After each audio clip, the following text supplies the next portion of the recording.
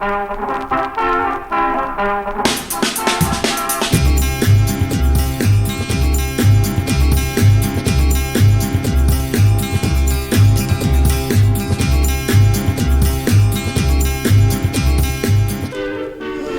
and gentlemen, boys and girls, estate house chavs and I'm back again with another review to talk about some frags.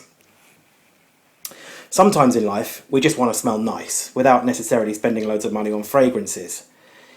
When I show you a couple of what these things are, some of the hardcore fragrance collectors and aficionados may say to me, "Oh, but Zoop, they're cheap and tacky and smell synthetic."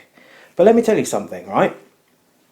Back in the 90s, I used to wear Lynx Africa, which is cheap and tacky and smells synthetic, but I used to get compliments with that on a regular basis, seriously, and on more than one occasion it led to some rather amorous advances. So, you know, if it smells nice, then that's all you really need, isn't it? It's quite simple.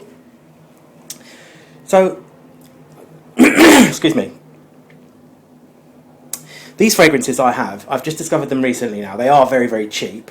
And when I say smell nice, sometimes, you know, we fragrance collectors and stuff, we like to smell amazing, don't we? We do. And you can get cheap fragrances that smell amazing, but generally they're going to cost, some designer stuff does smell amazing, and then you've got niche stuff, it becomes a whole different ball game in terms of pricing, doesn't it? But if somebody just wants to smell nice and to the average person who's going to walk past you and stuff like that, to have a nice little sillage trail and an aroma in general like that, you can't go far wrong with these ones, to be quite honest. So the company it comes from is called Milton Lloyd, okay, and they tend to do clones. They're dead cheap, and I'll show you which ones I got recently. I got this one here. This one is called The Man Cobalt, and I got a rather unnecessary 6 of them, which did cost me 20 quid, but I've worked out how to buy less now. And this one is a clone of Dior's Fahrenheit. Now, when I first spray it, it's got a really kind of harsh chemically edge to it, but then the original Fahrenheit has got a sort of rugged sort of harshness to it, although it is a genius fragrance, and it's very, very, you know, what it turns into and transitions into is a very smooth fragrance. It does have an element of sort of almost chemical harshness, whereas this one is basically excuse me, is basically full of chemical harshness, especially in the opening. It really is. It's like the opening of Dior Fahrenheit with added bonus chemicals. But when it dries down, it is quite similar. And what I did find with this one, the performance is reasonable, at least. It's very strong when it goes on. Then it becomes, the longevity is kind of average, but it's kind of quite good. And it stays as a skin scent for a very long time. But what I found with it, because I don't have the original EDT of this one, but I do have the Parfum. This is Dior Fahrenheit Parfum. But it's really expensive, a little bit hard to get now. And it's different from the Eau de Toilette. It's a lot smoother and a bit sweeter and has some vanilla and stuff like that and a bit of a boozy note in there. And it's smoothed out altogether. So what I did, in an attempt to achieve something like that, I actually layered it with this one here. Now this is Eau Des Missions. I'm not going to pronounce it properly because I'm just some guy from London and my French is terrible. But it is, that's the brand name of it, and it's Le Couvent de Minimes, and this is one that I've reviewed in the past, which I'll link down below if you like, or whether you like it or not, actually. And it's a nice vanilla scent. It's kind of quite mild, but it's got quite good performance, and it's nice and sweet, and it's basically a vanilla with some kind of spicy element and some ambery kind of nature. So I put some of this on, waited for it to dry down, put this on quite on heavily, added some of this, and I got, while not being the same as Dior Fahrenheit Parfum, it gave the same kind of vibe, you know, and it was good. It smelled really nice. That one, Cobalt, and that's the clone of the copy, dupe or whatever of Dior Fahrenheit. The second one I'm going to show you today, which one shall I do? I'll go with this one second. This one is called Pure Gold. Now, no prizes for guessing what this one is a clone of. It is Paco Rabanne 1 million. This one, I have worn it a few times now. Again, the performance of it is exceptionally strong when you first put it on. The immediate sillage and projection on it is very, very strong indeed. But that only lasts for, I don't know, it's a bit hard to tell because I've only worn it a couple of times now. But it tends to die back quite quickly. But then again, the longevity again is between reasonable and good. You know, it lasts a long time. The projection is not huge on it, but it does last for quite a long time. And then as a skin scent, it lasts for ages. So it's got at least reasonable performance. All of these ones have. I'll tell you about the price of them later on. I actually did this video earlier on, right? And I was really happy with the result, but it was blurry. And this happens every now and then with this camera. Sometimes I have to do it again. So I already slightly smell of that one. This is going to turn into one of those horrendous layerings, but who cares? I don't care if you don't. So that one is good. For people who like Paco Rabanne 1 million, and I don't own Paco Rabanne 1 million, and I never have done, right? But I may own it one day because I haven't got it. And I do think it's a nice fragrance. And it's not as popular now and worn by so many people. You know, Sauvage is that now, isn't it? The one that everyone wears. And I might get it because, you know, like I say, I need things I haven't got. So that one's good. And I think, oh yeah, the other thing about it is that it's definitely going to be a people pleaser, this one. I know from my experience of the things I get compliments with, the fragrances I wear that I get compliments with, to the person who's just going to be near and around you.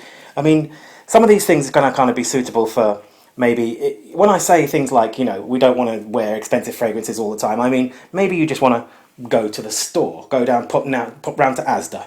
Maybe you just want to go to work when it's, you know, you don't want to wear an expensive fragrance for work, or you maybe just want to slob around at home doing nothing. Then these things are going to be ideal for that. Whereas when I slob around at home doing nothing, I'm wearing Zerjoff and stuff like that. That's another matter. It's my prerogative. Oh, do spare me, you common riffraff. The third one is this one here, and it is Spirit of Heaven Men, which is a clone, or loosely based on, not loosely based on, it's an absolute clone and copy of Thierry Mugler Amen. Okay? Out of the three, I think that's the one which is probably going to be more mass appealing to that everyone's going to pretty much like. You know, the everyday person. It's going to be really accessible and liked by most people, that one. This one is the one that I like the most because although it's missing the depth, strength, and overall character of what it's trying to achieve, the fragrance it's trying to be, the Amen one, its performance is very good, and once it dries down, it does give that whole same vibe. It gives the same feeling. It really does. It comes the closest to what it's actually trying to be in my book. Although this one, once it dries down, is actually quite close as well. This is the Dior Fahrenheit one. They're all actually reasonably close to what they're trying to clone, to be quite honest. Look, yeah, sometimes I'm just trying to... Listen, man, stop trying to undermine me all the time. This is going to turn me... I was already wearing something before I did either of these, before I did any of these, and then I did the Paco Rabanne one, so I only did it on one side though. I don't care, I'm going to do it on both sides. And so this is the one I'm going to try out today, because I need to show you something about the sprayer. These sprayers are actually funny, okay? I'm going to backtrack a tiny bit because I want to tell you something else about this whole concept of mine, about these cheap fragrance concepts, right? Of this being so cheap and why it's an alternative for people who'd want to just smell nice every day without paying the designer or niche prices. If you think about it in terms of what people might be doing otherwise, you know, I mean, I choose to buy fragrances because, you know, I don't drink, I don't party, I have other things, and I do keep a roof over my head and pay the bills, and I've got some savings and stuff like that. I'm not skint. I am responsible as well, but I have fragrances, that's why I collect. Other people will choose to do other things, don't they? Like they will go to the pub, or they will... I'm trying to defend my behaviour here, aren't I? There's these people who are not fragrance collectors, they drink alcohol and they take drugs, and devil worship is expensive with all of the robes and sacrificial goats. So yeah, that's the point I'm trying to make here, is that, you know, with these things, you know, it's about a lifestyle choice that we make, isn't it? Do I buy expensive fragrances and not do those other things that I like to do, or do I do the things that I like to do? It's about balance and what one wants to do, isn't it? And so, moving back to where I was with this one, I'm going to show you the sprayer, okay? I'm actually going to take my watch off because it's going to destroy this. It will break the watch. These are 50ml bottles, right? See the way it looks like an aerosol? Well, it is. Yes? This has a propellant inside. It's not like a pump where you manually activate it. It's actually, you press the button. It's, you know, Sauvage So Cool spray or whatever it's called? You press the button and it doesn't stop. That's what this is like, okay? And also, it doesn't come out like a sort of a jet spray thing. It comes out as an actual spray, but it's liquid. So it comes out in a spray like an air freshener, but the liquid, the droplets are large, so it comes out, and if you watch, I'm going to show you, right? So I'm going to do it from probably about 8 inches away there, okay? 3, 2, 1. Did you see that? If you didn't, you had your eyes closed, okay? That's liberally doused me, shall we say. I'm going to... Whoa, it's so strong when you first put it on. Holy thingamajig! Shall I do it on the other side? Yeah! Oh yeah, and the other thing about this one, right, is what I found is that once it dries down, it does give you that overall feeling, but it doesn't have the poke and the vigour that the actual fragrance itself does, the actual real Thierry Mugler Amen, which I do have, and my one is a vintage, so it's really dear and precious to me. So what I did with this one, the last time I wore this, was I put some of this on quite liberally, like that there, and like that on that side. I didn't have a top on, so I went on my chest as well, and then on my neck, just here behind the ear, once there and once there, I put the actual Amen, right? So I had this wafting around my body, and then I had the actual Amen to give me a little cloud of the real thing around my face. So I only use 2 or 3 sprays because I want one there, and one I think maybe on the... I often do one spray on the back of my hand just here, so that, you know, if I'm on the bus or, God forbid, if anyone's still alive, like the driver, hopefully, I put a little bit on the back of my hand, wherever it is I'm going, just so I can go like that. You know, we've all done it, haven't we? We know we sniff the back of our hands, don't we, the fragrance heads. So I will do some on the other side, because I do like it enough to do that. So I'm going to do one here on this side as well, from about the same distance, which is a ridiculous amount comes out there. I'm going to do a little zip up the edge here, just really quickly from close range to see what happens. I know what happens. It soaks me. That's now completely wet on there. And just for novelty's sake, I'll show you what it looks like when you just hold the button down, okay? It's like an air freshener. And don't tell me it smells like one. It's good, this stuff is. For the price, it's good.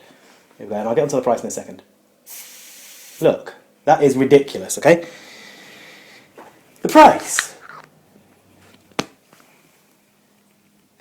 Right, I told you that first one, I got 6 of them for 20 quid, right? Then I decided, well, maybe I don't need 6 of each of these, because it'll last me forever and a day.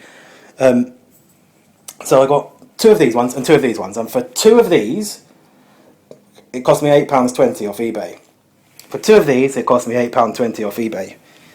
That makes this one on its own, being to school me, £4.10, which is about the same price as a chicken salad baguette and a cheese and onion pasty from Greg's. Think about it that way. These 3 together are about the same price as 4 pints. Maybe if you went to Witherspoons, you'd get 4 pints, because that's the kind of place you're going to go if you're wearing this, isn't it, really? 3 pints in a nice pub. I mean, Witherspoons is nice. I've worked in Witherspoons before, and I was fired from Witherspoons, actually. I'm all kind of proud to announce, for quality control on the beverages. Yeah, and take from that what you will. I think these are fantastic for the price. Yes, they are cheap. Yes, they are, you know, cheap and cheerful. But sometimes that's what it's all about. And so I don't expect any thanks, although you can if you want to. what I'd like to say now is thank you very much for watching. Like if you like, comment if you wanna, subscribe if you would, hit the notifications thing, and you know, all the best. So it just remains for me to say, safe man, chill out, enough respect, and I will catch you next time. Sweet.